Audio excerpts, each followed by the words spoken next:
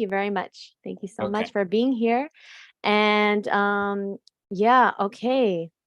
So we are gonna get started. First, before we start, I just want to know who is here. So if you can put in the chat where you're from, I would love to know where everybody is from. That would be amazing. Hi, Tammy. What's up? What's up, Sherry? Susie, just type in the chat real quick so we know where everybody is from all around the world. And welcome to Woodstock Wednesdays. We've only been doing this. This is the second time only, so you haven't missed much.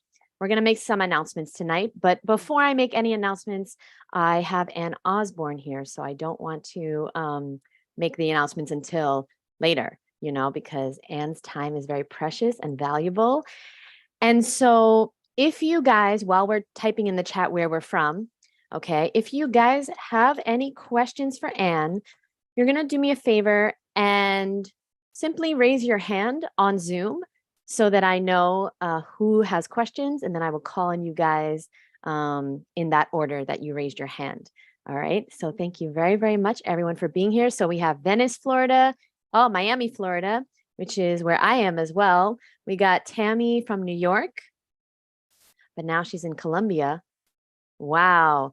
Okay. Sherry is on the treadmill in San Diego. Yes, Anne is, of course, Atherton Tablelands. Yes, far Yep. north Queensland, Australia. And so it's the next day for Anne. So thank you very much, Anne. What time is it by you? Yeah, it's just after 10 o'clock on Thursday. AM. Yeah, Right, 10 right. a.m. Thursday. So we're a few hours ahead. Okay, awesome. And then, well, we got a lot of people from Florida here. Wow. And of course, Brianna's from Orlando. Thank you so much, Brianna, for being here.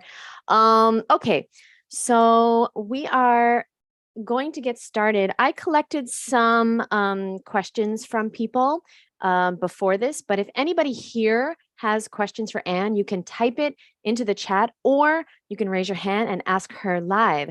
So something you need to know, Anne has been fruitarian for, correct me if I'm wrong, 32 years? Mm-hmm. Yeah, 32 years. And so, well, my first question, Anne, is wondering, do you have your own fruit farm? Because so many people have told me that you do. Do you have your own fruit farm? Yes, and it's in construction kind of thing. So we moved to a place in far north Queensland, which is very sort of conducive to growing fruit. So it has a good climate all year round. It has a wide range of food crops that can grow here as well. We're subtropical. We're in the tropical latitude, but because we're high elevation, we're actually subtropical. So we can't grow durians and rambutans, but if you go down the hill about 40 minutes in a car, you can get to the durian and you can get to the rambutans. But I always thought if I moved to far north Queensland, it would be the true tropics. But I really love it here. I think the high elevation is just very, very healthy. The air is really fresh. And we can grow all of the subtropical fruits, just not some of the really tropical ones like mangosteen and rambutan and durian. So when we moved here, it was already quite established as a food forest, but we're just planting more and more trees. It takes a lot. So you don't realize, I think we've got about 3 acres and I had about half an acre before. And you don't really realize until you've got a property of 3 acres, how much work it takes, which was like one of the reasons for leaving working for the Woodstock Fruit Festival was because like I'm full time. Sometimes it's just 6 hours a day watering just to make sure everything gets water, not so much in the wet season, but certainly in the dry season. And it's such a joy. I find it really, really healthful on all levels to be gardening most of the day, that connection with the earth, the physical work.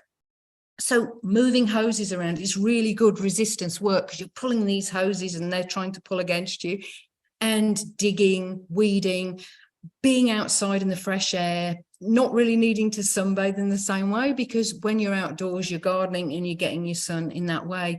So yes, working towards self-sufficiency. There's a lot of variables. You see the flowers on a mango tree. So our mango trees are in flower at the moment. but there's a lot that goes on between the flowering and actually picking the fruit. There's a lot of things, the weather, if it goes too cold at night, it can denature the pollen. If it gets too wet, the baby fruits can go moldy. If it's too dry, they can dry out. So really, it's not just a question of planting fruit trees and thinking, yes, I'm going to get all this fruit. It's a long road, but a very enjoyable one. So that's really, I do a bit of online coaching as well. I do some environmental campaigning, but the vast majority of my time at the moment is, growing fruit and planting trees. And it just feels wonderful. I really enjoy it. And wow, that's incredible. And what percentage is the fruit that you eat from you? Like, what would you say the percentage is?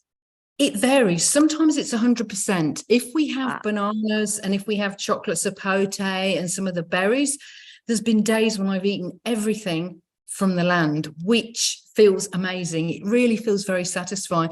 There's other times when it's sort of like 5%, when things aren't in season. There's a lot of baby trees here. So in 3 or 4 years, they'll be having crops, hopefully, but it's waiting to get to that stage. I'm fortunate that there is a local delivery service that delivers local fruit from the Atherton tablelands that delivers to my door, which has been really, really helpful, and it's very seasonal. So I supplement with that. I go to local farmers markets as well when I can. So eating a variety of fruit, but definitely working towards that almost everything from the land, but it is a bit of work in progress at the moment, but enjoyable. Oh, that's the dream. And you're literally living our dream. And one day you will be self-sufficient. And I just love the way you say bananas. I just love the way you say it. Okay. So I'm going to say bananas. I'm just saying it from now on. Forrest has a question. First of all, I want to say, Forrest, thank you so much for being here. And I love your name. I love your name, Boo. So you can unmute and ask Anne anything at all. Okay, cool. Hi guys. Hi, Forrest. Thank you, Anne, for being here. Thank you.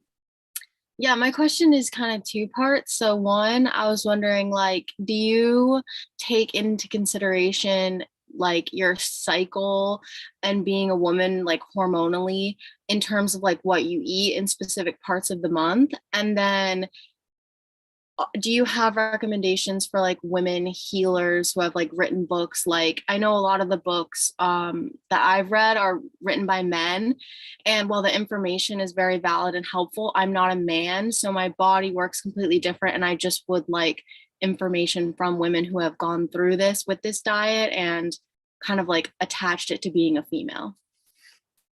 Yeah, thank you very much for your questions. The first thing about cycles is that I'm 57 now, and I've recently gone through menopause, so I don't actually have a cycle as such anymore. When I did get my period, I found that often I wasn't hungry. And I think women vary. I think everybody's an individual, and it's really important to remember that, because I know some women say they want to eat a lot when they have their period. For me, it was I'd eat much more lightly when I had my period, and I'd feel better doing that. So, yeah, I think there is a variation with our cycles, and I think it's really important to embrace the female cycle. I think it's really nice. Sometimes my cycle would line up with the moon. So I would, maybe have my period on the full moon and be fertile on the new moon. Sometimes it was the other way around. And I think it's very important to eat for your needs. Maybe if you have very heavy periods, you may need to look at the more iron-rich fruits to sort of supplement that. I also think, from my own personal experience, that orange-fleshed fruits are very, very good for the female cycle. So I think the orange-fleshed melons, I think papaya, I think mamey sapote, something about them I think is very nourishing and helps females to have a good cycle. I think the endocrine cycle is really vital to our health and well-being, and many, many people have issues with their endocrine cycle. And hormones are such a tiny little secretion, and yet they have such a huge effect on people, and especially women. A lot of women get certain symptoms just before their period starts. and the rest of their cycle, they are fine. And they almost have a change in personality. And that's how important these hormones are. And from all the reading and all the research I've done, the best way that I found to have a healthy endocrine system, which includes our female cycle, is to have a natural diet and lifestyle. So diet's a huge part of it. I think the more natural our diet is, the easier our female cycle will be, and the less pains we will have, the lighter our periods will be. And I think it's also important to listen to your individual needs within that, which I've touched on. For myself, I would feel better eating more lightly when I was bleeding. I know other women say, oh, I think I feel better if I have more during that period. So I think the individual needs are very, very important. And it's not just diet. I think there's other things that are very, very important to ensure a healthy female cycle. One of those is vitamin D. Vitamin D, if we look at the chemical structure of vitamin D, it's very similar to cholesterol. It's more like a steroid than a vitamin in the way of vitamin B or vitamin C. And it has a real effect, I believe, on our immune system and our hormonal system. And so many people these days are vitamin D deficient because we've been told to avoid the sun at all costs. And yes, we have to respect the sun. We don't want to burn in the sun. We don't want to get too much sun.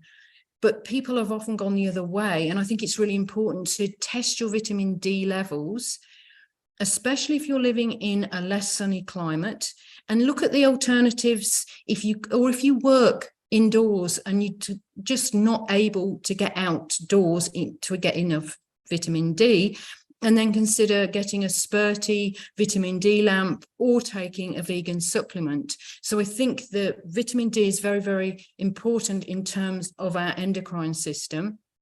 The other things is getting fresh air, exercising. I think exercising is very important, and doing an appropriate amount of exercise to have a healthy endocrine system, and also sufficient rest and sufficient sleep.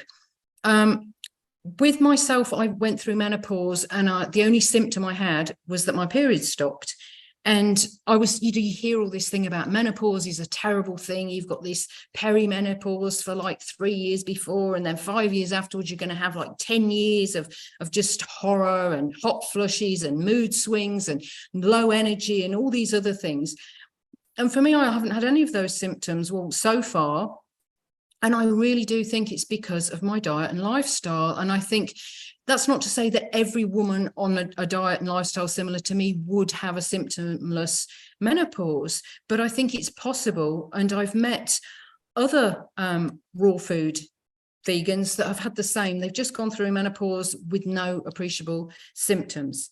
So I think, that diet and lifestyle is very important for managing our female cycles, and for, when we do go through menopause, sailing through menopause, not seeing it as this huge, awful thing that's going to happen to us for years and years and years, and it's going to really depreciate the quality of our life. Because I do believe we don't have to go through that if we're treating our body and our endocrine system in the way that it needs to be treated.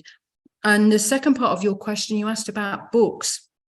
I don't really know any specific books about females and their cycles on a raw food diet. There was a little pamphlet that I read years ago called Is Menstruation Really Necessary? I think it was actually by Nadine Forrest and somebody else. And it was published in the 80s. I haven't been able to find another copy of it. I'm not sure if it's online, but that was very, very interesting, because that was talking about how some females stop bleeding when they're on a raw vegan diet. And I believe that some possibly do. I never did. I always had a bleed, and I tend to think that was because my periods were very, very heavy before I was on a raw fruit diet. So they never were going to disappear completely. But there are other women that have had a cessation of their bleeding but are still fertile. And I think that's the important thing, because your periods can stop for various reasons. And one of them is that your body is not in a condition to get pregnant. You've got too low body fat, or you've got some health challenges. And then your body's very sensible. You're not in a place to conceive and carry a baby, so your periods will stop.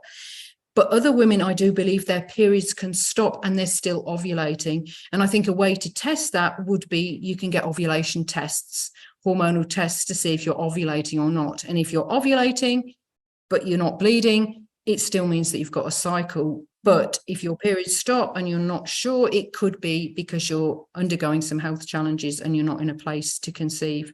So I would really recommend a high or an all raw diet to help with the female cycle. And I hope that answers your question. Yeah, totally. Thank you so much. Thank you so much, Anne. So we got a question. How did you eat before you became a fruitarian? How did you grow up eating? Well, I grew up eating a very standard British diet. I was raised in the UK, but it was relatively healthy because my dad had an allotment, which is a British term for a piece of land. You rent a piece of land and you grow all your fruits and veggies, because in England, a lot of the gardens are quite small. So we always had, just about all year round, even in the winter, there was some Brussels sprouts or some cabbages. So we had fresh produce, and my mother always cooked from scratch.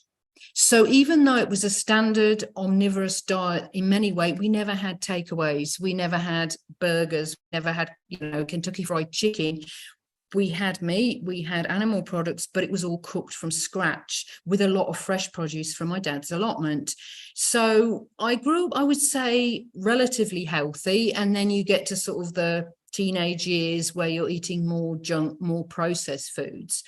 And quite early on, I discovered about health and diet. So from about the age of 20, I really started to refine my diet, and that was part of my journey towards the fruit diet. So growing up, probably from 0 to 14, relatively healthy omnivorous diet with few processed foods, but then teenage years, more processed food, until I discovered the connection between what we eat and how we feel when I became vegan at the age of 20. And then from then on, it was a bit of a journey.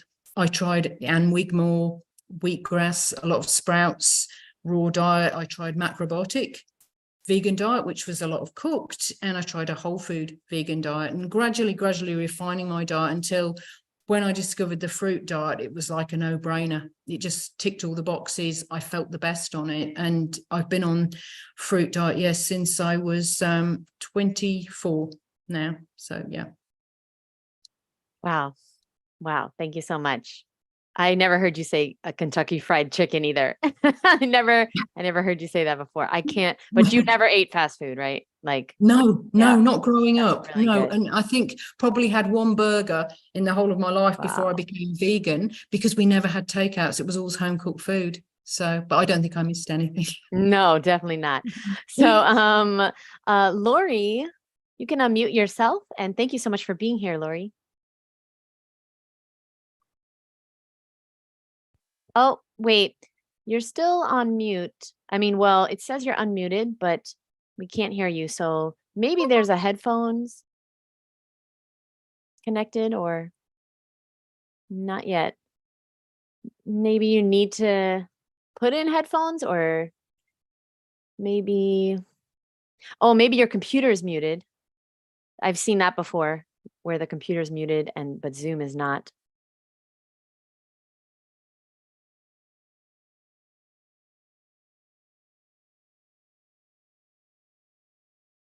Okay, so thank you so much, Lori. So she wrote her question in the chat, which is, Anne, do you grow any vegetables or greens?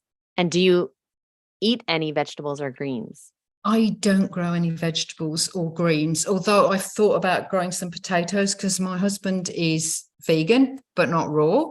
And so I have thought about it, but I haven't really got the passion for it. And my husband says, I want to be fruitarian. So he's like more into planting fruit trees. So no, I very, very rarely eat greens or vegetables. Sometimes my husband works away a lot. So when he's home, I'll get vegetables in, I'll get greens in, and I will cook them for him. And occasionally when I'm prepping it, I might taste a little bit of spinach, very occasionally. But it's very rare. When he's not here, there's no well, there are vegetables in the house for the wallabies. So we have the rock and the swamp wallabies come every day for food, and they love carrots. So I do have carrots in, but I don't eat them.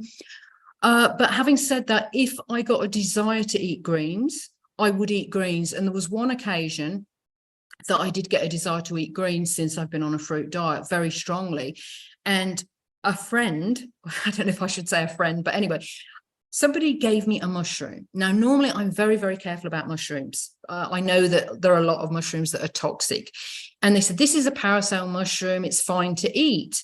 And I should have checked more, because actually it was a fake parasol mushroom, otherwise known as the vomiter mushroom.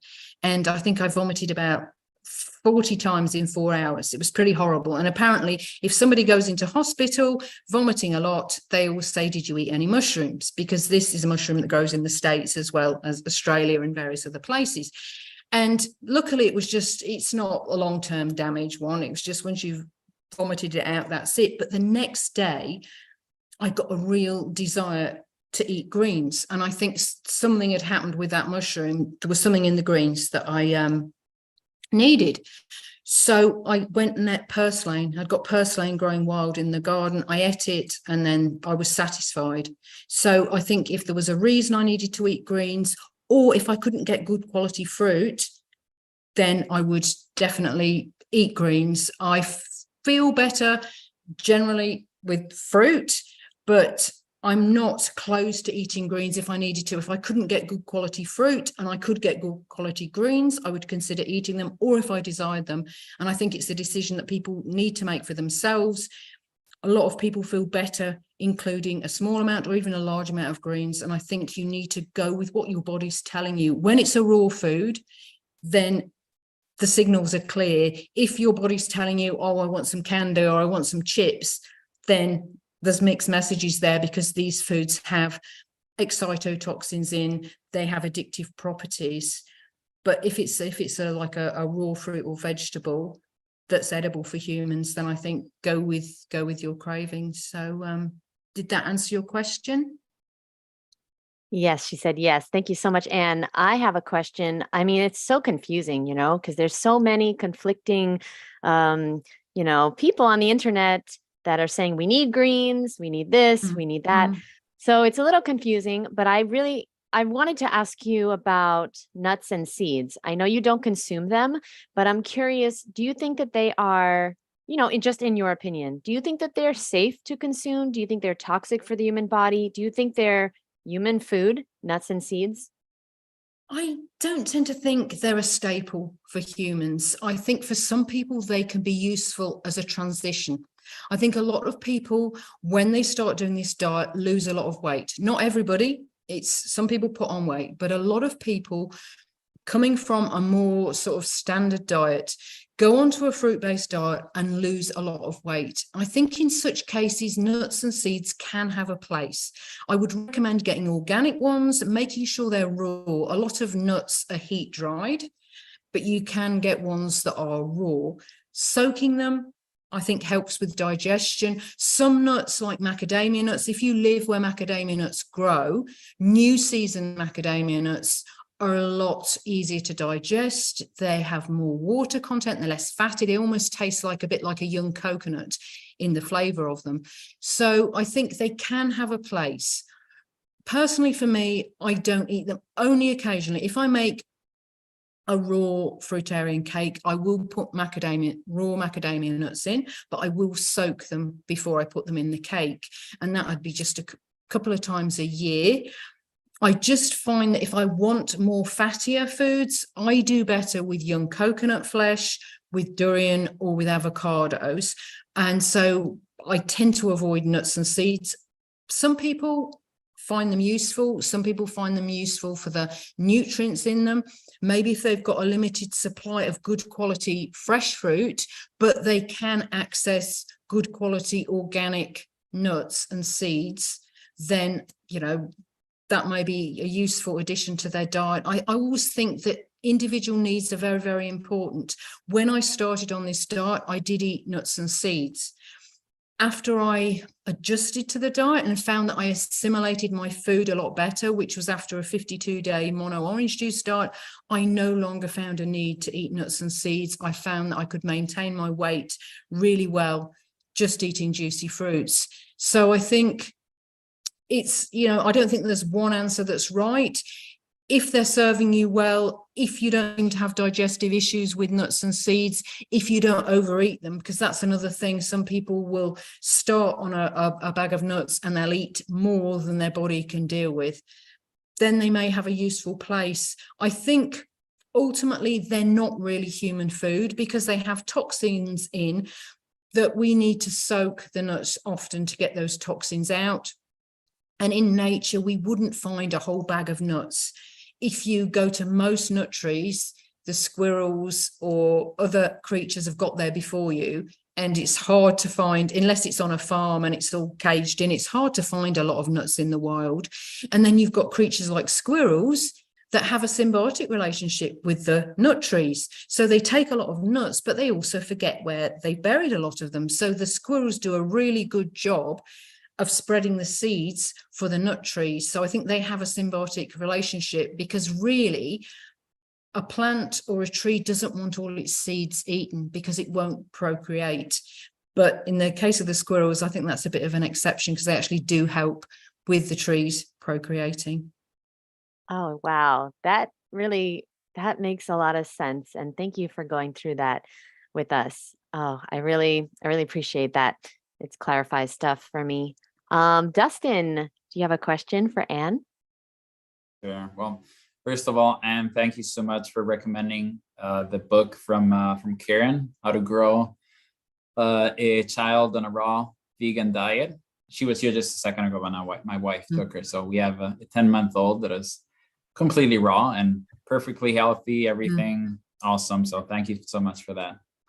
The question is, I've done a lot of research and read a lot of books over the past decades. I've been on a raw vegan diet on and off. Mostly I would say that I consider myself raw till dinner.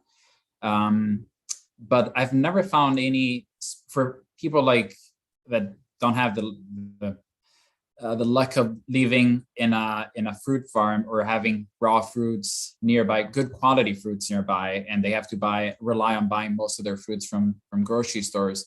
Have you done any research on what is the amount of pesticides or chemicals that get into their fruits that are not grown? And considering that we buy most of as much as we can organic, but organic is, I think it doesn't have a lot of meaning on itself. It's surely better than non-organic, but I think it's just another marketing thing to sell.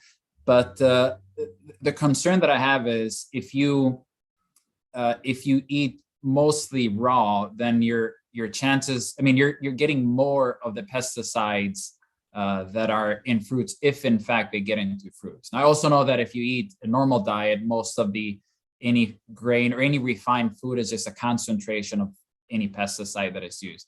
But I just had that concern if you had a question, an answer for that. I think that's a really good question and a really good concern. The issue with pesticides is they vary. I think you can look at like the clean 15 and the dirty dozen. I think that's a good generalization for which crops are sprayed more heavily and which aren't. But a real concern is with systemic pesticides and systemic chemicals, and these get into the flesh of the fruit.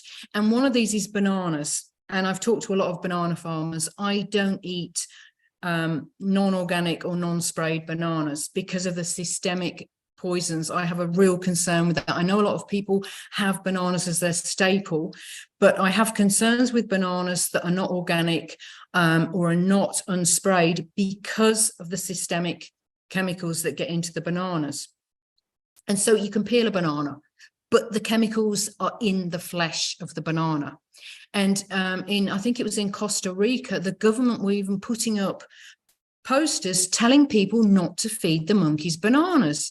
And when I saw that, I thought, well, that's nuts, because monkeys eat bananas, don't they? And so I researched it, and this was over 10 years ago, and I researched it, and I found that it was particularly non-organic bananas that the concern was with. So I'm thinking it's not the bananas per se, but it's the chemicals. And these monkeys were having birth defects, stillbirths, and dental issues when they were fed a high amount of standard bananas.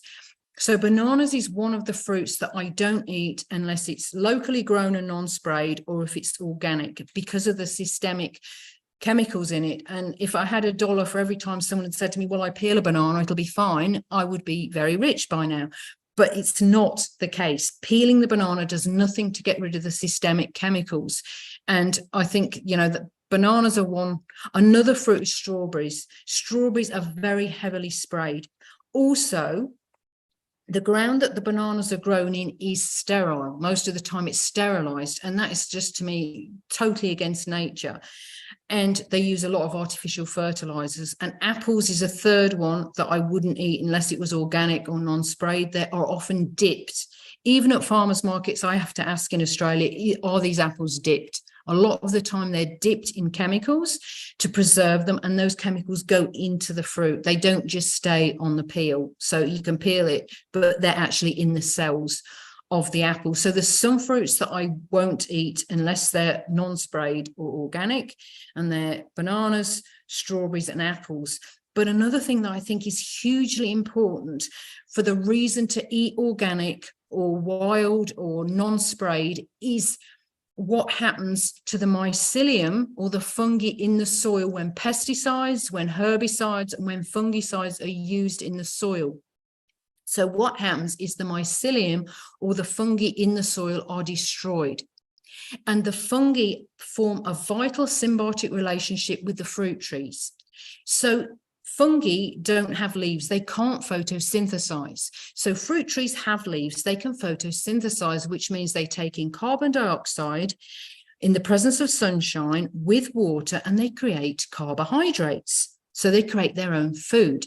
Now, because fungi don't have leaves, they can't do this. So the fruit trees actually pass carbohydrates onto the fungi. And what researchers are finding out now more and more is that we talk about the carbon sequestered in trees. Well, actually, a lot, tons and tons and tons of carbon is also sequestered in fungi. But the other part of this symbiotic relationship, which is important to nutrients, so the trees are passing on carbohydrate to the fungi. In return, the fungi are breaking down bonds in compounds. So, for example, calcium phosphate. Now, a tree can't break down those bonds, but the fungi can. So they break down those bonds to produce available calcium that the tree can then absorb.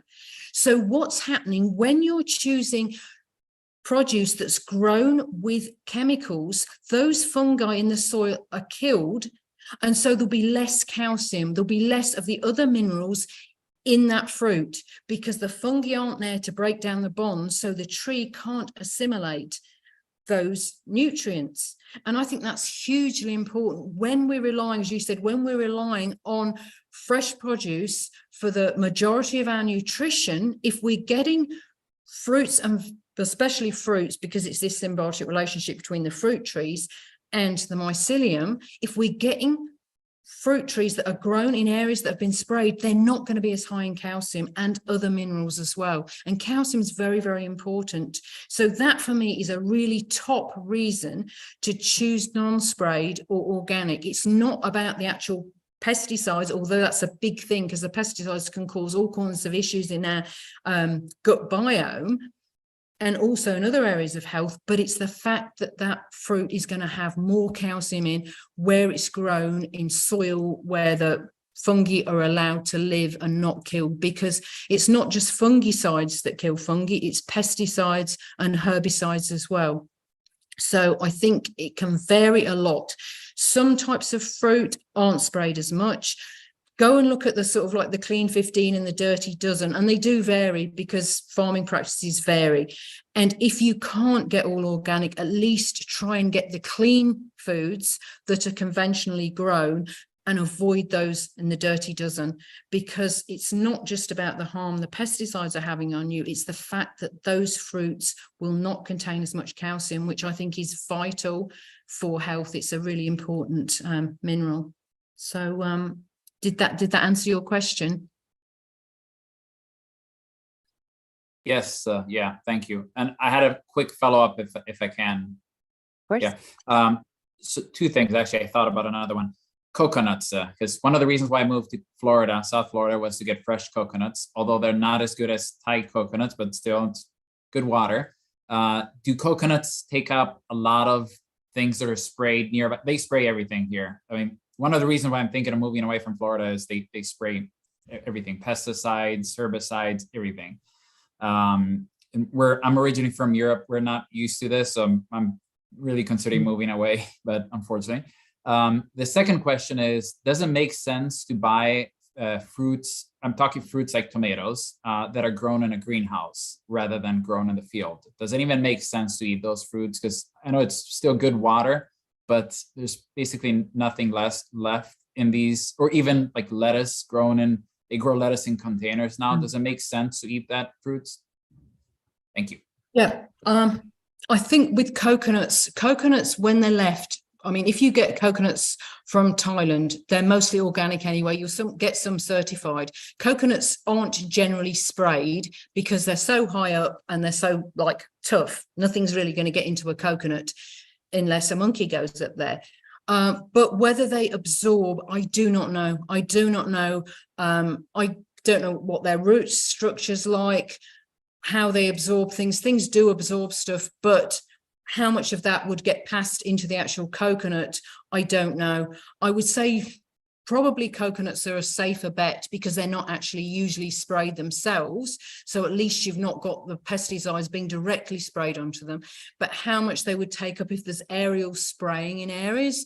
Some areas in Australia do aerial spraying. Fortunately, I chose to live in an area that doesn't. But yeah, aerial spraying, I guess anything can just absorb that. It might be worth finding out if there's aerial spraying in the areas where the coconuts are growing, because that might be a concern. So yeah, I think that's, and your second question, sorry, I missed your second question. Eating greenhouse vegetables. Oh yes, the hydroponics. I think for me, there's something about the earth. There's something about the earth that's really, really important. And growing my own stuff, having that connection, having that smell on your fingers of good earth that's organic and has got no pesticides, no chemicals on it, making your own compost. And there's something about that I think is very special. I think hydroponics may have a place if you can't access other fruits and vegetables apart from hydroponic ones, and if it's a choice between hydroponic ones that aren't sprayed and conventional produce that is sprayed, I would personally go for the hydroponics. But I think there's something missing. I think we need the earth. We need the earth. We need to ground ourselves on the earth. Plants need the earth. It's almost unnatural to take plants out of the earth and give them just water. There's also the microbe thing. Microbes have this relationship with plants. Nothing is in isolation. Microbes are amazing, and the more we look at microbes in the soil, the more amazed we can be. Everything seems to live in this symbiotic relationship, and humans come along and we're living in a parasitic relationship with the planet for the most part.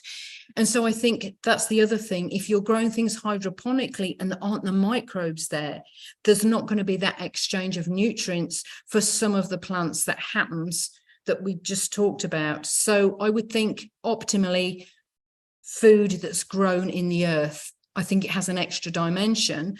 But if it's a choice between food that's grown in the earth but is sprayed to death, so the microbes are going to be dead in the soil anyway, and hydroponics that are grown without spraying, I would personally choose the hydroponics to avoid those chemicals. But I think ultimately the earth's very important for the balance of nutrients. Great questions, Dustin. Yeah. And I think this is an important point you just brought up, which is, we're meant to get nutrients from the earth, not just from our food. And this is not talked about enough on the raw food diet. So I want to encourage everyone to, get into nature like Anna's doing every single day. Do what you can. If you can go to the local park for 5 minutes, then that's what you can do, and it affects your microbiome, right? Yes. Um, Very. I wanted to just say to Dustin's point about the coconuts, because I learned this from our founder, Mike Arnstein. I learned that the young Thai coconuts are so much sweeter. The water is so much sweeter because they are refrigerated. And the reason is because Mike figured it out. I guess he has a refrigerator in Hawaii, and he used to put right, Anne? Yeah, he used to put the green Hawaiian coconuts into the fridge for a few days, and they would get sweet. So just so everybody knows, the young Thai coconuts, which are the white coconuts you get in Whole Foods, they're really, really, really sweet because they're refrigerated. Refrigerate your local coconuts from Miami, you'll see it's going to get really sweet as well. So that's a good tip that I got from Mike Arnstein. Okay, we have a lot of questions. Okay, let me go to the chat. So Tammy says, you said the area just outside where you live, Anne, in the lower land, is a more tropical climate. Could you grow durian? Meaning, are there people growing durian there? Yes. So in durian season, I can sort of like go down the hill about 14 minutes in a vehicle and buy fresh local durian, which is great. But I always thought I'm never going to live if I go to the tropics, it will be the true tropics. But having the high elevation, it's a different aspect, I think, in terms of health. And I've heard that high elevation is good for your health. The air is very fresh and clean. And we can grow so much of the tropical fruits, just not the real true tropical ones. But yes, we can access them. There's farmers markets that sell them. But like anywhere, durian prices have skyrocketed. When I first started eating durian in Australia, you could get durian for like $3 a kilo, and a kilo is 2.2 pounds. And now the prices are so high because it's supply and demand. There's much higher demand from the Chinese market. And so the prices have gone up. So durian's still like a bit of a treat, but getting fresh durian, I'll never be able to grow it. I've got baby durians, but they have to be cosseted over the winter here. And I don't think they'd ever fruit. But the durian I buy, when it's fresh, I plant the seeds and I've got them in a little greenhouse. So they're growing, but they're never going to fruit. But yeah, I can get durian. Well, and if you do make it to Woodstock Fruit Festival, you can have all the durian you want. So Anne she might. We're gonna see. She might be able to be there, and I hope so. But yeah. Okay, Robbie has a great question. Anne, do you dry any of your fruit, or is it always fresh? Which fruit? Okay, that's the first question. Do you dry any? I don't dry any fruit. No, I've got a food dehydrator, but I don't tend to dry fruit. I tend to freeze it if I've got extra. So if there's extra mangoes, like some years there'll be like a glut of mangoes, and I'll freeze them. And then I'll have that when it's out of season. I think dried fruit can be very useful if you're hiking, if you're traveling. It's a concentrated form of fruit if you can get good quality organic dried fruit. But I think one issue with dried fruit is dental. I know a lot of people who've had dental issues through eating a lot of dates or a lot of dried fruit and not cleaning their teeth properly because they thought, oh, it's fruit. It's not going to affect my dental health. So I think that's really one big reason for me why I don't tend to eat a lot of dried fruit. The other reason is I find it's almost too much. If I'm eating a diet, I don't eat greens. And I don't eat vegetables. If I'm eating fresh, juicy fruits, I feel that I've got adequate sweetness. And for me, almost dried fruit like tips it over a little bit. So I don't tend to dry fruit. I don't tend to eat dried fruit because if I eat any dried fruit, I want to clean my teeth immediately afterwards. So it's a bit different from eating fresh fruit when you don't want to brush your teeth straight the way afterwards because of the fruit acids can etch into your enamel and cause damage. You want to rinse your mouth with water and wait a little bit. But with dried fruit, it's sticky. It doesn't have those fruit acids.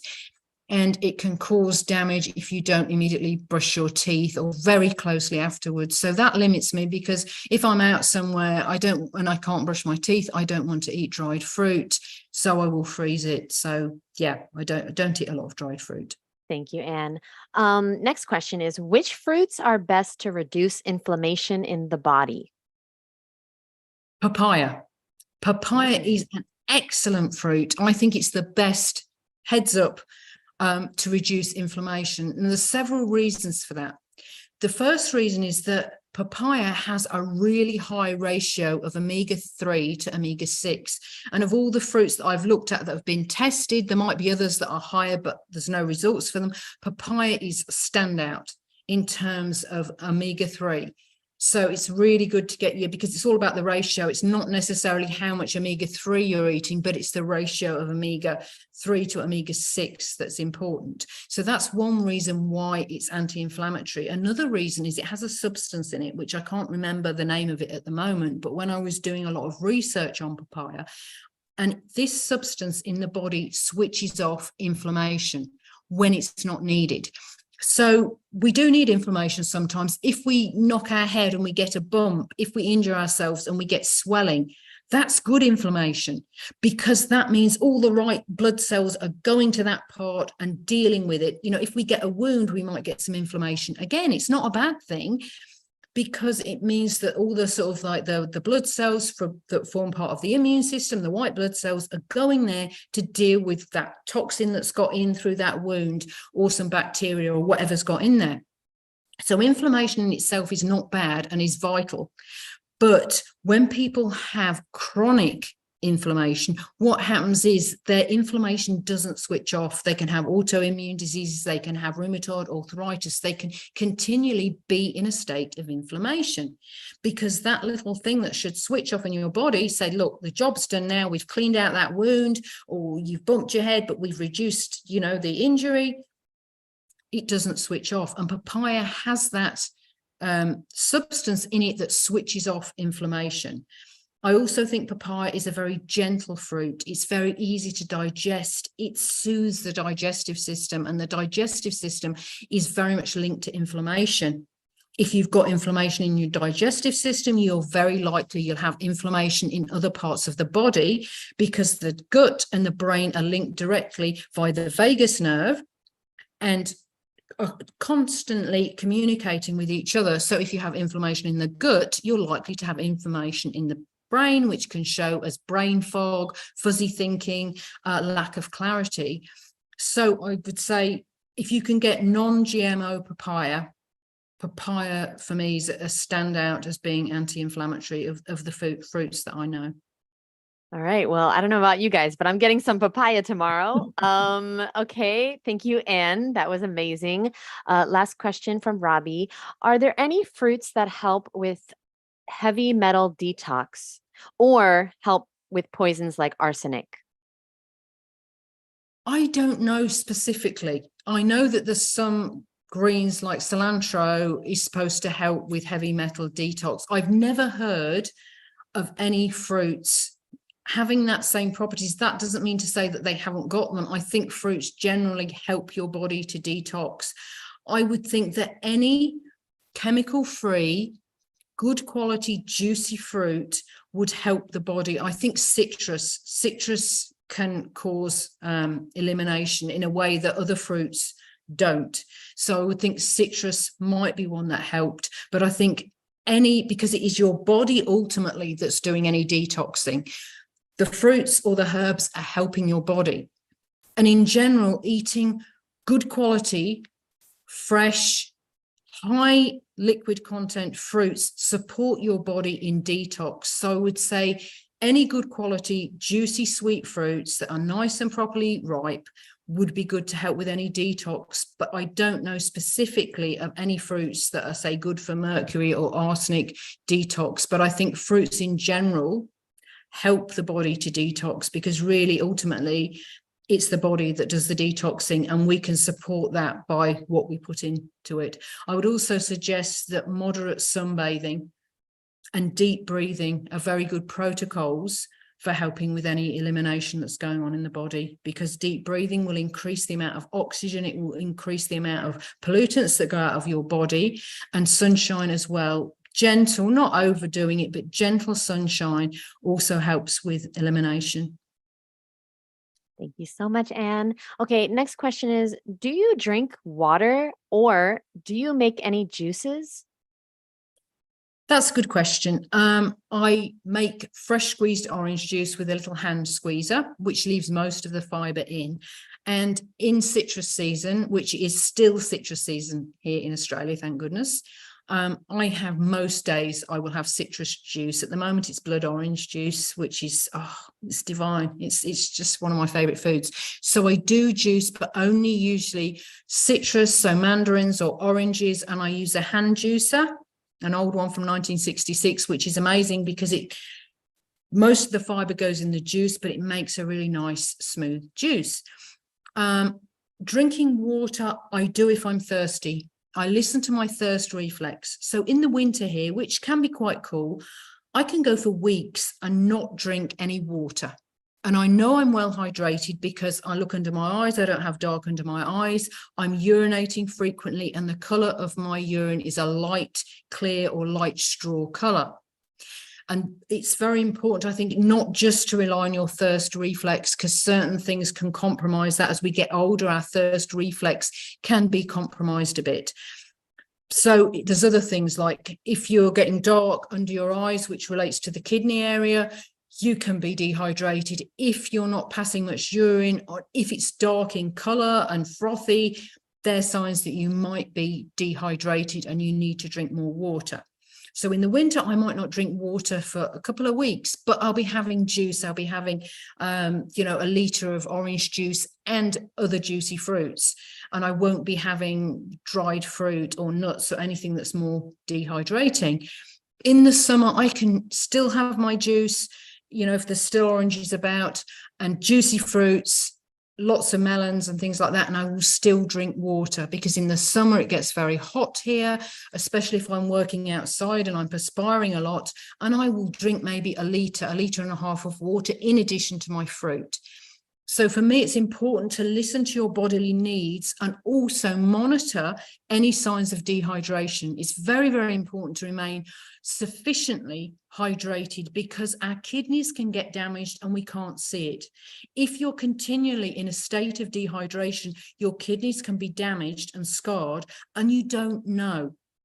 The thing is with kidneys, it's very hard for them to regenerate. I believe they can in certain situations. The liver is very easy. If people fast and detox and they have a compromised liver, the liver can regenerate to almost 90%. There was a case of a man in Australia, he had 10% functioning of his liver. The doctors gave him 6 months to live. He went to a healing retreat where he detoxed and he ate raw vegan foods, and he got 90% back liver function, which the doctors were amazed at.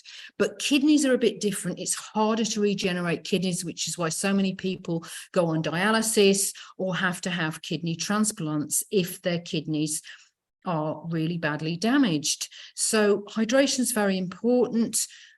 If you need to drink water, if you're living in a hot climate, if it's the summer, if you're running a marathon, if you're perspiring a lot, if you do hard physical work, you may need to drink liters and liters of water a day and still urinate very little. So I think I do drink water if I need it. Sometimes I don't, other times I do. I think it's important to listen to your own needs, because I know people in the raw vegan community, some people say don't drink any water, it's toxic. Other people say you must have 8 glasses every day regardless. I think look at your individual needs, look for any signs of dehydration. Don't risk your kidneys being damaged. In a way, it's better to be a bit overhydrated than dehydrated. So yeah. Such good advice, Anne, because, who knows who to believe. There's so many raw vegans that really recommend you don't drink water, but I feel best when I drink some water personally. And that's just, might be my body. Now, Angela asked some really good questions. So the first question is, she wants to know, do you ever crave savory or salty? And correct me if I'm wrong. I believe that you did eat savory, but then you did your orange juice cleanse or your orange mono fast for like 50 days and then you didn't crave savory anymore. Am I correct? Yes, I don't crave savoury, but sometimes I eat the more savoury fruits. I do like cucumber. I think cucumbers are really, if you can get organic cucumber or non-sprayed cucumber or grow it yourself, it's a very high source of silica. And silica is great for your hair and your nails and your skin.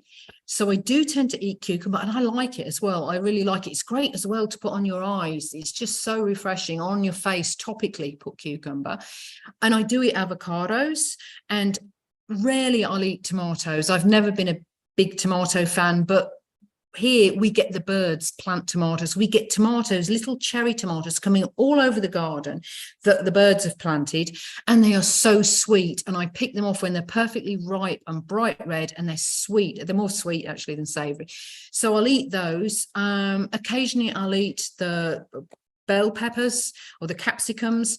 I like the taste of them, but most of the time I don't know. I don't get cravings for savory, but having said that, I do include the savory vegetable fruits as part of my diet quite regularly. Yes. And also, guys, remember, Anne has been doing this for 32 years. And now, Anne, how long was your transition time from being raw vegan to fruitarian?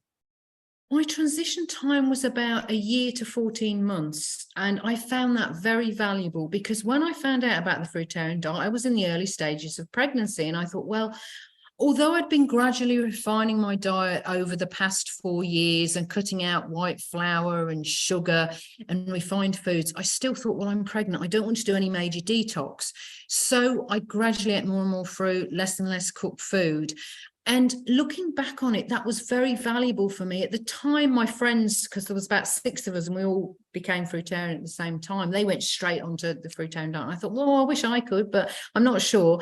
And looking back on it, I'm really grateful I did that transitional period because I learned what worked for me. I'm not saying 100% raw is the best for everyone, but in that transitional period, I tried 100% raw, I tried 90%, 80%, 95%. And for me, I felt best doing 100% raw. And I was even when I was just having a small percentage of baked potato or baked sweet potato at night, very simple, not processed cooked foods, I still felt better. My body odor was different when I had cooked food. The way I felt in the morning was different. And I was ready to give away the cooked food. It was like time. Going through that long transition, I really felt it. It wasn't just thinking, well, I should go 100% raw now. I felt it. I felt different doing the 100%. And I think that's what's helped me long term to carry on, because I had that transitional period that taught me what works best for me personally. And I'm not saying that's the best for everyone. I think everyone has to find out what ratio works best for them. Some people feel better doing 20% cooked. It's the social thing, but also they find that they just feel better. So I think it's really important to find what works best for you. In a transitional period where you're going all raw some days, 80% other days, 90% other days, can be a way to just think, well, I feel really good when I'm doing 100%, or I feel better when I'm doing 80%. And it's finding what works for you. And I think that's one of the values of a transitional diet, as well as easing you into the diet. Such good advice, Anne. Yeah. Because a lot of people, they want to force something that is not feeling good, and I really love your advice. And Angela also asked, how much fruit do you need to eat in a day to sustain your weight and keep you from being hungry? That's a really good question. And I think it depends on your individual and your gender, your age, your activity level, your metabolic rate, and most importantly, your levels of assimilation. When I started out on this diet, I needed to eat about twice as much as I do now just to maintain my weight. After doing 52 days on orange juice, I had no expectations going into the diet because I was just doing it to accompany a friend. But when I finished, I just felt that the fruit was doing me so much more good, and I was assimilating so much more. I needed to eat about half the amount to maintain my weight. My energy levels were always good, but I found it challenging to maintain my standard weight. And what I think happened during that time on mono orange juice is my intestines cleaned out and they healed. And I was assimilating my macronutrients, so proteins, carbohydrates, and fat, and the micronutrients, so the vitamins, minerals, and antioxidants, so much better, so that I thrived on about half the amount. So to say a set amount, I think it depends on the individual.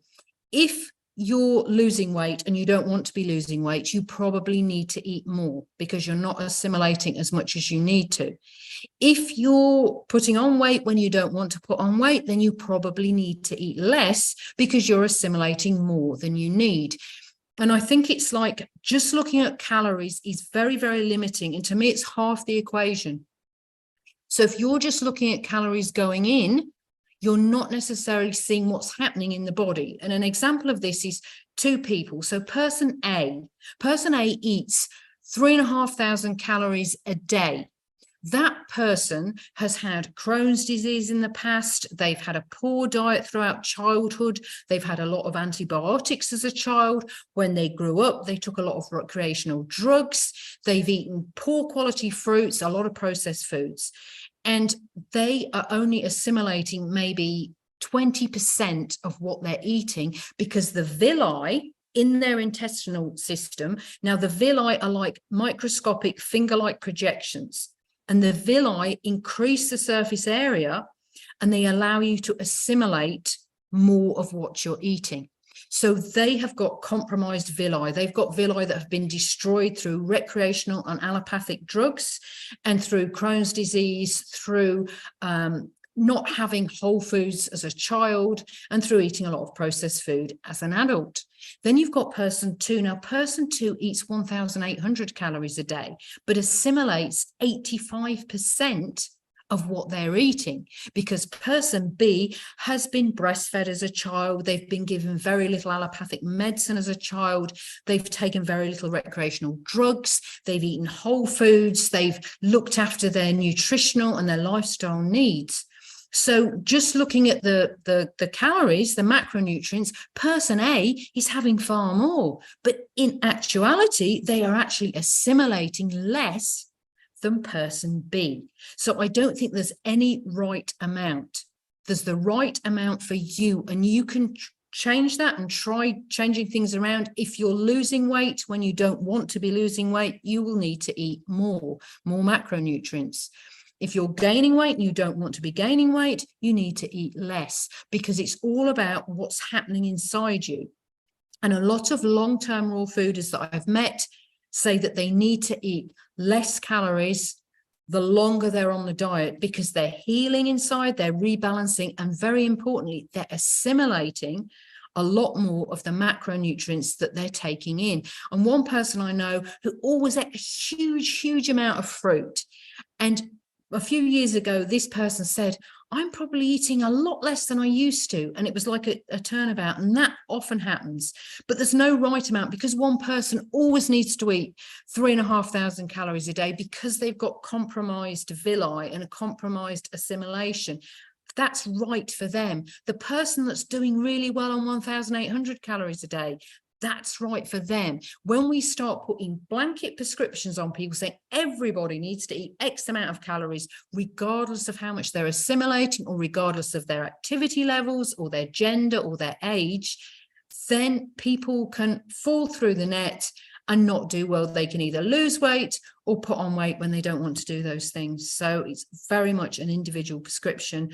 I can't tell you how much you need to eat, and that will probably change with time. Definitely. Thank you, Anne. Okay. Next question is, okay, how do you feed your soil, Anne? How do you feed your soil? One thing is compost. And when you eat fruit, you have a lot of compost. So we have a 3-bin system, which is excellent for creating compost. So one bin you're currently filling up. The second bin is covered up, it's already full and it's rotting down.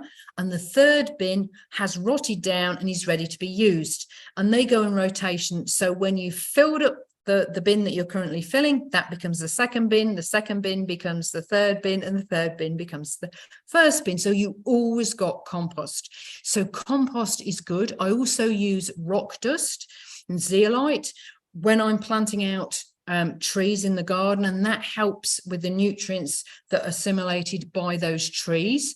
I put seaweed on as well. I use a liquid seaweed. I regularly feed any fruit tree that's looking like it's a little bit struggling, or is in flower, or is in fruit. So they're the things that I do. Compost created from the fruit scraps, rock dust, and seaweed. They're the main things that I use. I also sometimes put mulch on. Mulch can be useful. It forms a layer to protect weeds coming up, and also it tends to hold the moisture in the soil, so the trees tend to grow a bit better if they have mulch around them. Thank you so much, Anne. And now can I ask your opinion on B12? Do you worry about B12? Do you personally get tested? What is your experience with B12? I don't worry about B12, and I think again it's very much individual needs. So with B12, I've known people do this diet for 18 months and suddenly get very B12 deficient. And the symptoms, you know, that there's numbness in and tingling in the extremities, there's a sore tongue. As soon as they supplemented, those symptoms went away. So I would say that's pretty much they were B12 deficient. I know other people doing this diet 20 or more years, haven't supplemented B12 and are doing fine and have no B12 deficiency symptoms.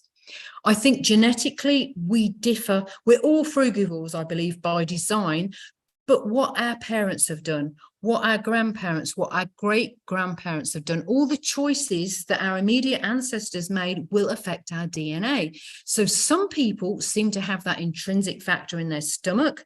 They seem to be able to produce their own B12 and assimilate it. I think other people grow a lot of their own produce and they pick it and eat it. And I think there's bacteria on the surface of a lot of those fruits that they then take in and they get B12 in that way. When my B12 levels are tested, they are in normal range, but on the low side of normal. Recently, I've done an experiment. I haven't supplemented B12 for years and years. I supplemented when I was pregnant and breastfeeding because I was responsible for another being and I didn't want that being to be deficient in B12. And, you know, I would recommend that if you're pregnant or breastfeeding, really be up on your B12 levels. And so, but recently I thought I'm going to supplement B12 to see if I feel any different. And I supplemented for a couple of months and I didn't notice any changes at all. I didn't notice any changes in my energy or how I felt. So I'm guessing that I have sufficient vitamin B12.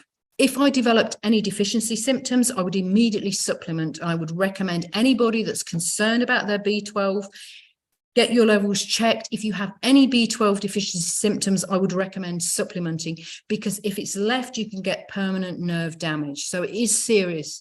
But some people seem to do this diet and not need to supplement. I've got genetics play a factor as well. My father and my paternal grandmother both had pernicious anemia, which means that even though they were eating meat and animal products, they couldn't assimilate any B12 and they had to have injections.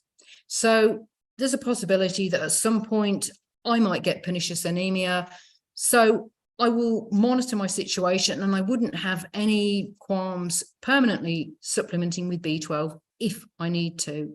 So again, I think it's an individual thing. I think it's very useful to get your levels checked.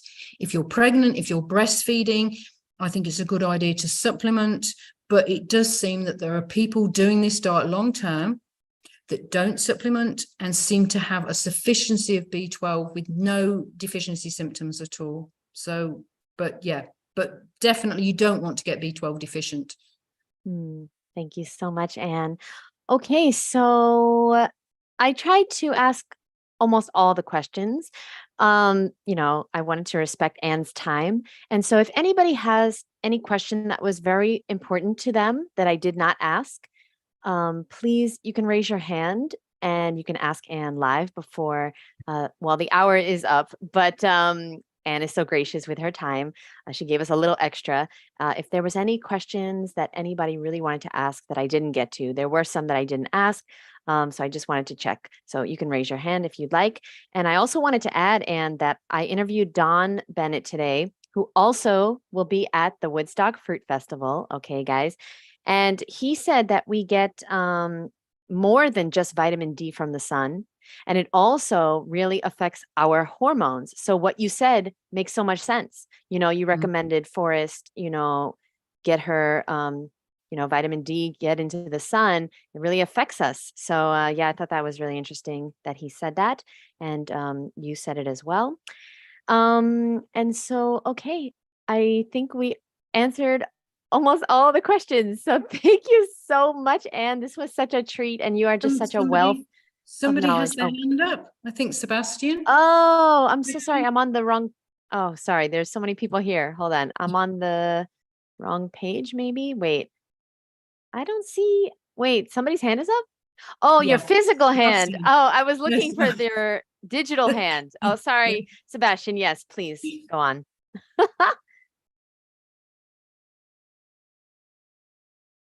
Oh, wait. You're on mute. Oh, well, it says you're unmuted, but and you can't hear him, right? No. Okay. Type. You could type the question. Yeah, maybe. I don't know why. Sometimes it's the computer settings. Sometimes computer settings, you have to fiddle about with them. Yes, and then Eric, we will get to your question. Thank you so much for being here, you guys. Yeah, it's a real treat and to ask you these questions. So thank you. Okay, so Sebastian asks, follow-up question. I heard we can get B12 from the soil. So wouldn't it be good to not really clean the produce if all natural? And doesn't it help build the immune system? Oh, thank you, Sebastian. Because actually somebody else also asked, Anne. So first question is, do you wash your produce that the fruit that you grow? No, not if it's come from the garden. And I very much think that there's bacteria in the soil, there's microbes that we need. We have all this fear thing about microbes are bad, germs are bad, but there's certain microbes that we need. And if we didn't have those microbes in our body, we would die. So I think there's been a huge fear thing, spray all Glen 20 everywhere, kill all the microbes, put your mouthwash in. And I think this has a lot to answer for people being B12 deficient because they're killing the good bacteria as well as the bad. So I think, yeah, if you're foraging in a beautiful wild area, and be careful when you forage, have an identification book because not all fruit is edible for humans. Just pick it and eat it and you've got the bloom on it. It's like sometimes if you get beautiful grapes or plums, if they're organic and they have that wonderful bloom on the surface, which I think is healthy, don't wash them if they're organic or they're not sprayed. I definitely think, it's really good to eat fruit that's been grown in good soil that's probably got some vitamin B on the surface there somewhere. And again, it does help the immune system. Children that grow up on farms in general have much better immune systems than children that grow up in cities and have antibacterial wipes on them from the very day they're born. And they have less incidences of eczema, of asthma, of all sorts of things. And this is very much connected with our digestive system, because if we have a good gut flora, it helps protect us from getting things like eczema and asthma. There's the dietary aspect as well, but also a lot of it is linked to the gut microbiome. So I think for sure, eating foods that are safe to eat without washing them has many benefits. And yeah, I would recommend it for sure. So wait, what about buying organic food from the supermarket? Would you wash it? That's a hard No, one. because if I'm at your house and I'm not washing anything. Yeah. But if it's like a standard supermarket, some supermarkets go around spraying their stuff with sulfur dioxide and other things, probably would wash it. If it's like a Whole Foods or if it's like a little, sort of organic health foods type store, I probably wouldn't. If it looks like it's got something that's a bit yucky on it and you're not sure, probably best to wash it. I think ultimately forage stuff that's foraged from a clean area where there's no sprays or no dogs. If you're foraging, always berries, always make sure you forage above the dog line, that dogs aren't coming along and urinating, because that's an issue sometimes with blackberries and mulberries and things like that. But yeah, it depends on the supermarket. I probably would wash it if it was from a supermarket that gets lots of kind of conventionally grown organic, if you know what I mean, rather than sort of small scale organic. Yeah. Yes. Thank you, Anne. Yes, Eric, you can unmute and ask your question. Okay, yeah, I joined. Thanks. I joined a little late, so please let me know if you've already gone over this, and we can just skip it. But I've got young children and also a wife who's 39 weeks pregnant. One question is about fats for young kids, and do you recommend that that they get fats, and then also if so, also do you recommend omega-3s? I think papaya is a really good source of omega-3s. I don't particularly recommend supplementing omega-3 unless you have concerns about it. I think eating a lot of good quality papaya, but it's more to do with the ratio. So the ratio between 3 and 6 than the actual amount of omega-3. You can eat a lot of omega-3, but if you're also eating a lot of omega-6, you're kind of knocking that about a bit. In terms of fats for pregnant women, lactating women, and children, I think pregnant women, lactating women, and children need more dense fruits. They have smaller stomachs and they're growing at a terrific rate, especially the children. And with lactating, you really need to make sure you're well nourished, because it really does take a lot of nutrition out of you making that milk. And so I think more concentrated fruits are needed, not necessarily fattier fruits, but in most cases, they're the easier ones to obtain. So for example, it's easier to obtain young coconut meat, durian, avocados than it is to obtain the more dense fruits such as chempedek, jackfruit, mamey sapote, green sapote, chocolate sapote, yellow sapote, and sapodilla, star apple. All those fruits are quite dense in terms of calories, but they are low fat compared to avocado and young coconut and durian. But they're not as obtainable. I think when we need more concentrated sort of foods, the fattier ones can be useful. I don't think per se that pregnant women, lactating women, and children need fattier foods, but they need more concentrated fruits. And unless you can access those tropical fruits like jackfruit and chempedek and the sapotes that are more concentrated, then it's a good idea to have fattier foods, because they just have more dense in terms of macronutrients. And in my opinion, like, my children have loved avocados, jelly coconuts, and durian, and they've been their favorites. They've also liked the more concentrated fruits such as jackfruit and chempedek. Fresh figs are also a good concentrated food in terms of macro and micronutrients, but I definitely think you need to make sure they're getting sufficient nutrition. And because they're children, especially, their stomachs are smaller, they can't take in the volume of food, but because they're growing, they definitely need concentrated fruits. I'm not talking necessarily about dried fruits, but the ones that have more macronutrients in. And if you can't get the sort of like the chempedek, the jackfruit, the sapotes, which not all people can access, then I would definitely say, yeah, give your children the more fattier fruits so they get their nutrient needs met. Thank you so much. Thank you so much, Eric, and thank you, Anne. Okay, and it is it's an hour 20. Do you have time for just one more? Just one more? Yes. Thank you so certainly. much, Anne. Okay, so Dustin, you can unmute yourself, and this is the last question for Anne Osbourne. It's going to be very quick because Eric just asked this almost the same question. My wife wouldn't let me go to bed if I didn't ask this. What fruits would you recommend for a small child?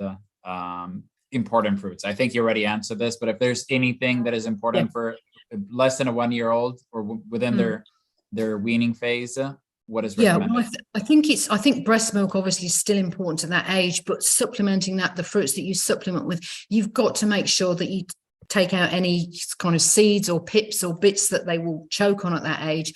I think the Anonas family, so the custard apples, Rollinia, are a great food for young children, but make sure all the seeds are taken out. I think the sapotes, the mamey sapote, green sapote, chocolate sapote, the canistel are great foods for young children because they're nutrient dense. Avocados, bananas, if they're organic or non-sprayed, I wouldn't recommend giving children bananas that have any kind of pesticides in, because they're systemic and they're actually in the cells of the banana, and they're not something you want to introduce into your child's digestive system, because for the first couple of years your child is developing their immune system. So what goes into their gut is really, really important. If they're taking a lot of chemicals via food, that will affect their immune system, because the immune system is very much connected to the gut microbiome. So really important to get non-sprayed organic for children. Fresh figs can be good for children if they're nice and jammy and not too dry. Mango, if the mango is not too fibrous, for young children. Persimmons, if they're properly ripe, a great fruit. You know, they're really concentrated. I think it's getting those more dense fruits in for children, and also what your child's preference is. Like my son, before he could even walk, he had durian, and every time he saw a durian, he would sit there and shake with excitement. He couldn't move, but he could sit there and shake because he knew what durian was, and that was his absolute favorite. I think when children get older, berries, when they're not going to choke on the berries, or you could puree up the berries. Berries are very good for children because they're high in minerals, including calcium and antioxidants, but organic if possible with berries, and especially strawberries because of the pesticides used on them. But yeah, they're the jackfruit, Chempedek. With the jackfruit, there's those stringy ones, so you would have to make sure it wasn't going to, you know, choke your child. But yeah, the concentrated fruits, and also looking at what your child gets excited about, is a good indication of what they're happy eating. Thank you. Thank you. Thank you so much, Anne. We really appreciate you. You're so amazing and so generous to spend some time with us. And yeah, feel free to, of course, stick around if you'd like. Yeah, everyone, thank you so much for the great questions. And you're amazing. I hope you have such a beautiful day. And thank you so much for everything, for being here. Thank you. I will have to go because I will have to water my fruit trees. Of course, you got to start those. Start that whole thing. Oh my gosh. Thank you. It's been a pleasure. And thanks for some really great questions. Thanks very much. Anne. Love you. Bye. Bye. All righty. So now I have some updates on the festival. And this is also the portion of the Woodstock Wednesdays where you can ask anything about Woodstock. I just want to say that the volunteer registration form is not available yet. It is not available yet. So I'm waiting for the website developer to finish the form on the website. So I just want you guys to know, because everyone every day is asking me, and it's not me, it's the website guy who shall not be named. So we're waiting for that. Okay. So just a heads up. Okay. So you probably got the email about the bus registration. Let me start by doing this. If you are registered for Woodstock Fruit Festival, if you are coming to the festival this year, type the word fruit into the chat. If you are not registered, type the word greens into the chat. I just want to see who is here that is coming to the festival, or, as opposed to people who are interested in coming to the festival. So type the word fruit or greens into the chat so I know who's who. And how amazing is Anne Osbourne? She's truly one of my biggest mentors. Oh, she's so amazing. And I really hope she can come this year. It's going to depend on her husband's schedule, his work schedule. So I really pray that everything's going to work out. She's so amazing. Okay. So fruit. Okay. So we have, about 50-50, I would say. And by the way, thank you very much who wrote Lankaya. I hope I'm saying it right. She wrote the list of all the fruits that Anne recommended. Wow, that was so nice of you. Let me copy and paste that valuable list of information. Wow, I was taking so many notes when Anne was speaking, and I always do. She's just incredible. Okay, so here we go. Yes, so now if you are registered for the festival and you're not going to be a volunteer, the bus registration is open, and you should have gotten an email from us about probably 2 or 3 days ago with the bus schedule. And if anybody has any questions on that, you can certainly raise your hand now and I can answer. If you are going to be a volunteer, if you know for sure, like you've gotten an email from me because you were a previous volunteer and I've said to you, okay, you're going to be a volunteer. If you got an email from me that says you're going to be a volunteer, you can't get a ticket for the bus. Why? Because the bus is only for attendees, right? The bus, it brings people the day that the festival starts, and then it departs on the last day of the festival. But if you're a volunteer, you have to be there 2 days before and 2 days after, or a day after. So it doesn't really work out schedule wise. After we do the volunteer registrations, I have already started a Woodstock Fruit Festival volunteer Facebook group where it's going to be a great place to meet other people that might be carpooling here, that might want to share an Uber here, things like that. And you always will find someone. You always find someone. Okay. So don't worry. And, worst comes to worst, there's a train called the Bright Line. This goes straight to Homestead from Miami Airport. There's buses here. There's, of course, Ubers. And those are the 3 forms of transportation. But, carpooling is probably the best thing. And you'll connect with somebody in the volunteer Facebook group. There's another group for attendees and volunteers. It's called the Woodstock Fruit Festival 2024 Attendees group on Facebook. Check that out. And I'll put a link soon in the Woodstock Fruit Festival Facebook page. I'll put it there. And it's for attendees only for right now. And volunteers, I mean, unless you know for sure that you have been accepted, I can't accept you there yet. Okay. Some speakers that have definitely confirmed is Lauren Lockman, Dawn Bennett, Karen Ramsey, of course. She's been there all 11 times or 12 times now. Aris Lathan, I hope I'm saying it right.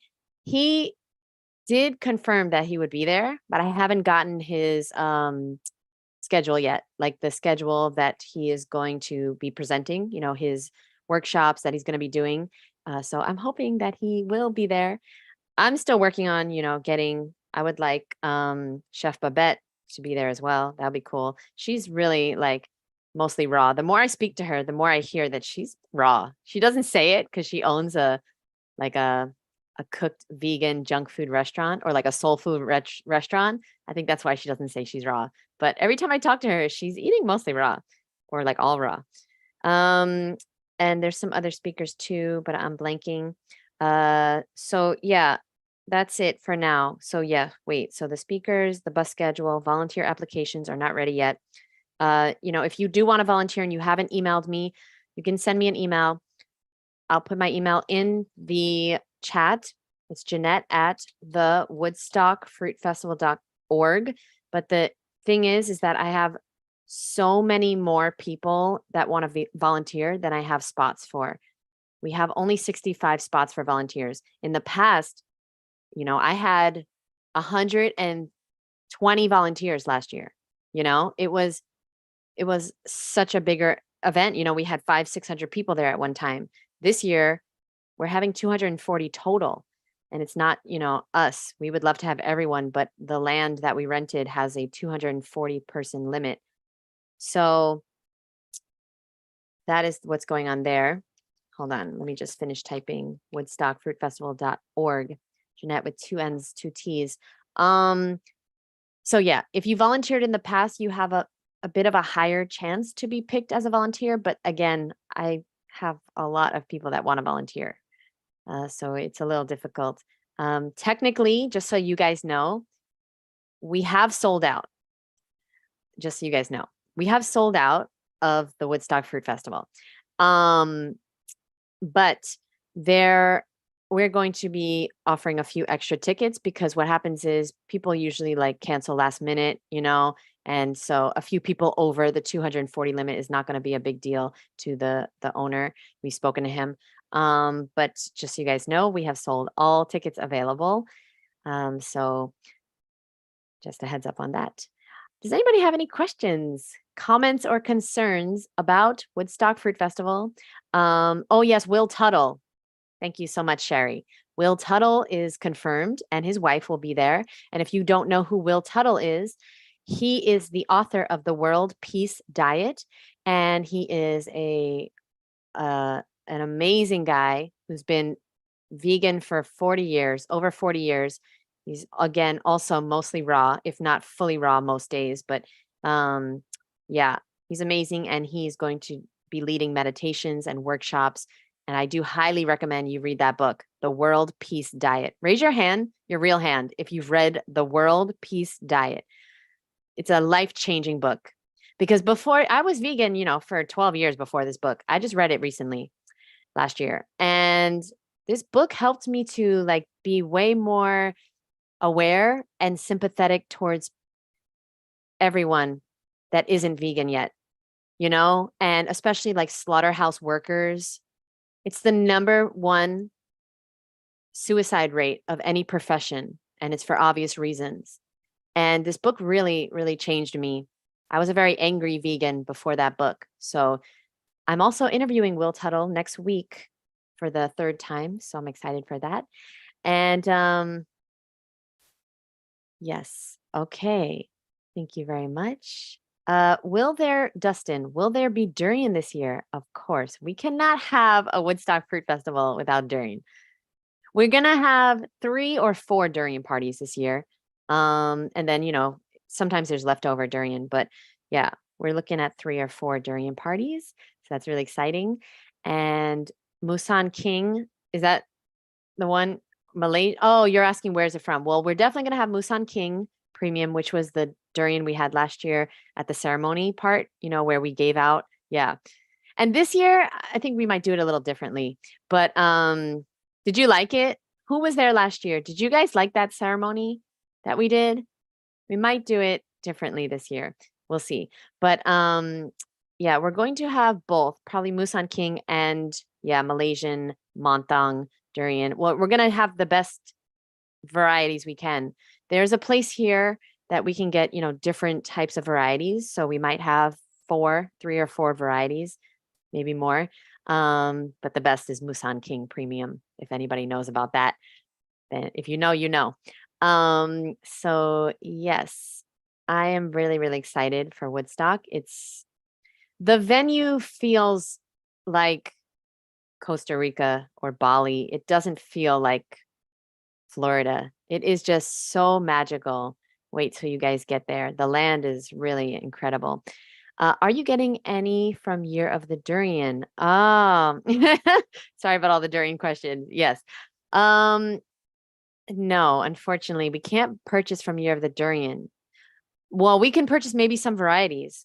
Do you have any varieties you really, really love and recommend? Dustin, you seem like an expert. You seem like a durian expert. But the thing is that they are just so expensive, and they don't really like ship in bulk, and can't really order. We're getting, hundreds of durians. So yeah, but raise your hand, has anybody ordered from Year of the Durian? Oh, yeah. Dustin, is it worth it? 100%. Yeah. I've always wanted to, but like it's so much money. I don't know. But then again, I know that Miami Fruit sells it for really expensive too. They're really they're really, really expensive, but worth it. It's a delicacy, But I wait for Woodstock every year, because it's pretty much, guys, it's unlimited durian.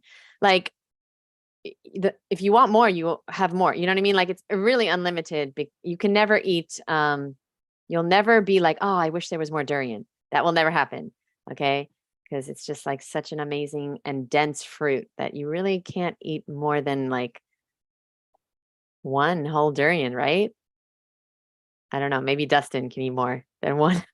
I don't know. Is this like an interactive Yes, yes, call that we're yes, having, or yes. is it? I didn't want to interrupt you. Please. This is great, but it's the first time that I attend so far. I've been at the festival in 2012 and it was awesome. I haven't been able to get back. I'm glad you 2012? guys are doing it. 2012, yeah, a long time ago. Wow. Yeah. Oh, wow. How was that? It was amazing. Yeah, That was best week of my life. that was like the second one we ever had. Yeah. Oh, If you ask about my wife, she met me right after the festival. She said I was a different person. Then I don't know what happened after that. I've always been trying to come back, but yeah, it changed me in a good way. So wow. Yeah. yeah, so the durian, Lindsay from You're the the durian that she gets is best I've ever tried. And I've tried durian from all over the country, all over the world. I'm sorry. It doesn't get any better than that. Do you remember like the best variety? Do you remember the name? Any of the D's, the was the D24 is great. The Duyaya is great, but it depends what she has in season because she keeps them for about a year. She does sell in bulk. Usually when I order, I get 20, 30 packs and I just keep them for 6 months.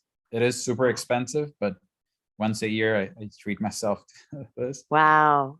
Guys, yeah, you're after the festival, you want to remember this Year of the Durian because you're going to fall in love. Yeah, durian is magic. Durian is going to change you. There's two other, well, actually now there's only one more store in New York. Actually, it's in Brooklyn. They sell durian and they import it by containers. And most of it's Malaysian durian. It's called MK Global, I think. International. MK International. Yeah, you know them. Okay. Yes. Yeah. I'm from Brooklyn, New York. Oh, you are? Okay. Yes, I am. So yes, They I know them well. I was there a couple weeks ago, but they closed the store in Chinatown. Yeah. Yeah, they had one there. Did you get any good durian in Chinatown? There's only one store that sold good durian, Malaysian. Where's that store? Because I'm going to New York in 2 weeks. So well, no, I'm saying it just closed because I was there a couple weeks ago and the store was closed. So MK is your only bet. Okay, sorry guys, but we got into a durian discussion. Wait, so one last question. I usually get my durian from, so there's this place called Hong Kong Supermarket.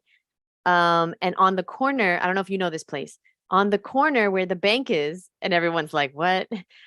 That's where my guy is. I can't remember what the streets are, but I hope he's still there. Well, I think that's the one you're talking about in Chinatown. Yeah. I think that's the one I was talking about. I checked last time it was closed. It's a cart though. It's a cart, like a street cart outside. Well, they had a cart outside, but there was also a store behind the cart. So I don't know if they just closed the cart or I don't know. But last time I checked, it wasn't there. Well, all right. Well, we'll see. Ugh. Well, thank you very much. Where was it? What block? What did you say? Well, there's a place. No, this is good. Are you in New York? Well, not at the moment, but my family's there. So when I go to visit, So one of my favorite places is Hong Kong Supermarket in Chinatown. It's a really great place. There's also a great corner. It's the corner of Mulberry and Canal.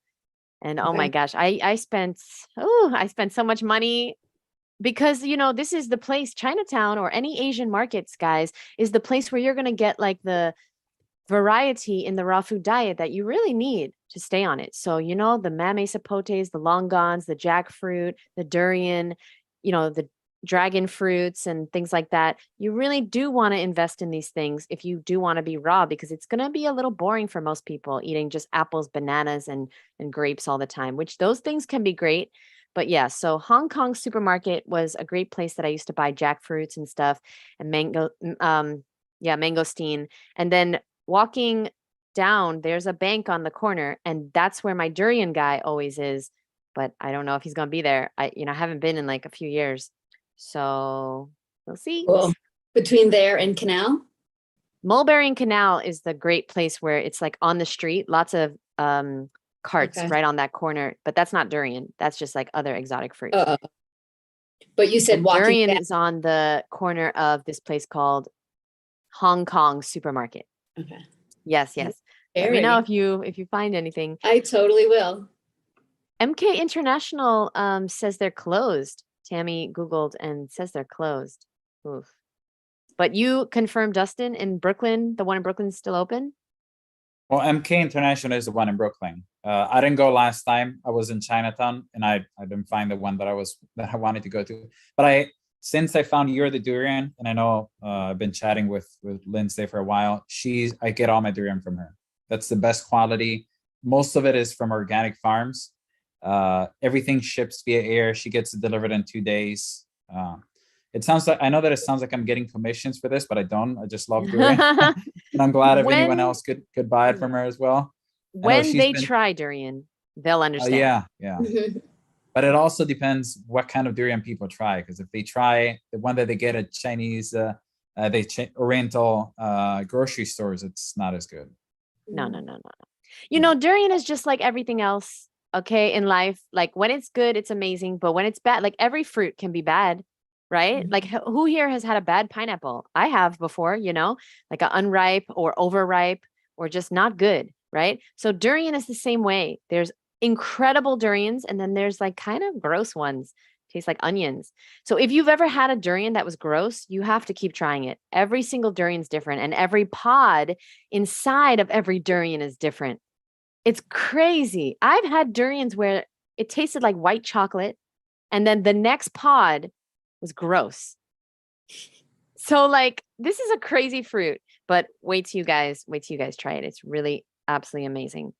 A true delicacy, you know. I in the raw heard food that world.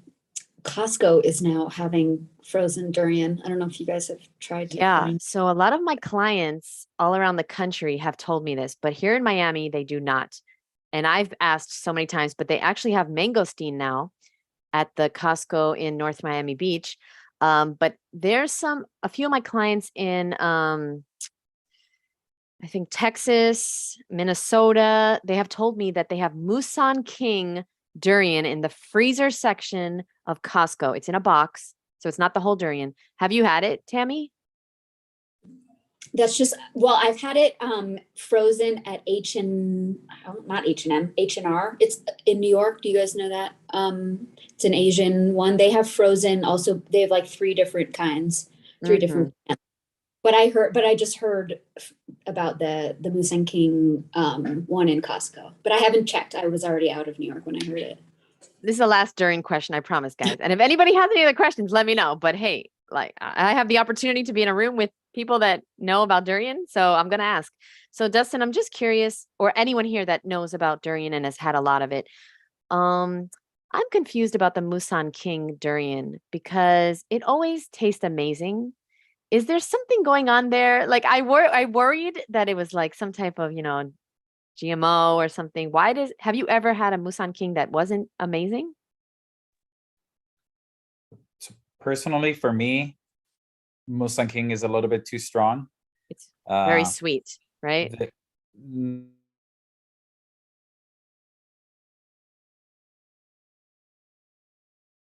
Oh, wait, you froze. Yeah, I was saying that it's just too strong. Oh, wait, you froze again. Wait, I need the answer to this. Lighter variety. You're freezing. So I need to know, is it GMO? Okay, yeah, now you're good. What'd you say, Dustin? Sorry.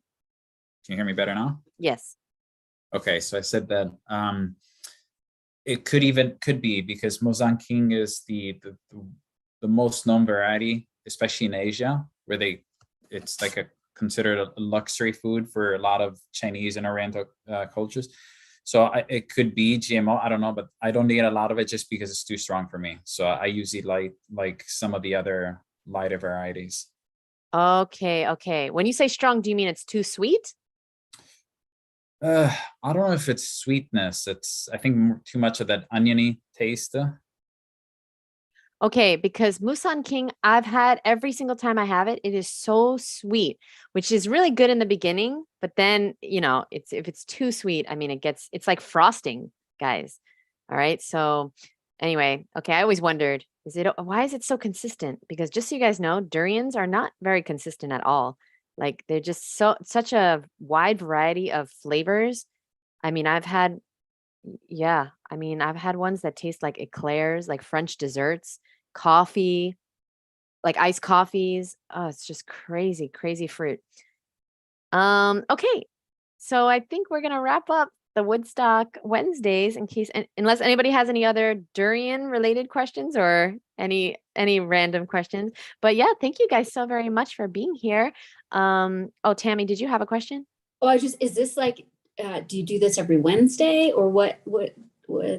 Yes. I do this the first Wednesday of every month. Okay. And we're going to continue it after the festival too. So yes, I'm really, really happy about it. So we can all stay connected. And please do me a favor, everyone here, join the Woodstock Fruit Festival Facebook page. Okay, if you're not on our newsletter, please go to the woodstockfruitfestival.com and sign up for the newsletter, because this is where we communicate with everyone. This is where we send, when we have registrations that open, volunteer registration that's going to open, the bus schedule, things like that. Okay. Coach Susie, Musan King are a hybrid of wildy. Wait, Gravenol, and I can't read these words. Whoa, good to know. I can't read those words. I'm not professional enough. Like I'm not a professional fruity weirdo enough to read those words. But yeah, that's it. Okay, thank you guys so much. Oh, well, they are blast frozen to not rupture cell walls and preserve shape and texture. I knew something was going on there, but hey, I'll take what I can get. I'll take what I can get. Yeah, I just feel like one day I will make it to Grant Campbell's durian retreat. Has anybody been to Grant Campbell's durian retreat yet? He'll be at the festival too, by the way, Grant Campbell. I gotta make a list of all these speakers and stuff, but yeah, he'll be there too. And he does it every year, a durian retreat along like the Asian countries, Malaysia and Vietnam, and stuff like that, I think. I really want to go. All right. Thank you guys so, so, so much. I hope you have a beautiful rest of your evening. If you think of any questions that you might have forgotten, you can always email me, Jeanette at the woodstockfruitfestival.org, or registration questions. If you're an attendee and you want to listen, there's a section of our website you really need to check out. Okay. It's under the About section. When you go to About, and then it's called FAQ, pricing and FAQ. And there's so many things that you should know before you get there. Like for one, we really need to bring our own yoga mats. Okay. I think in the past we did have some yoga mats on the property, but this year we won't have any. So that's really important. You got to bring your own yoga mat if you want to do yoga, which I do recommend. We're going to have at least 3 or 4 yoga classes a day. So, and we have lots of other fitness, that you might want your mat for as well. And so check out that FAQ section of the website. Things like what's the best offsite accommodations? Can you RV? Can you bring your RV? What's on the menu? Is it okay for all ages? Things like that, just random questions. Please check that out if you're coming to the festival. And yeah, I think that's it. I thank you guys so, so much. And I'll see you soon. I'll see you on the next Woodstock Wednesdays. Thank you very much for your questions. Thanks for being here. Bye, you guys. Thank you so much. Thank you, Sherry. Thank you, Brianna. Thank you, Olga. Thank you, everyone, for being here.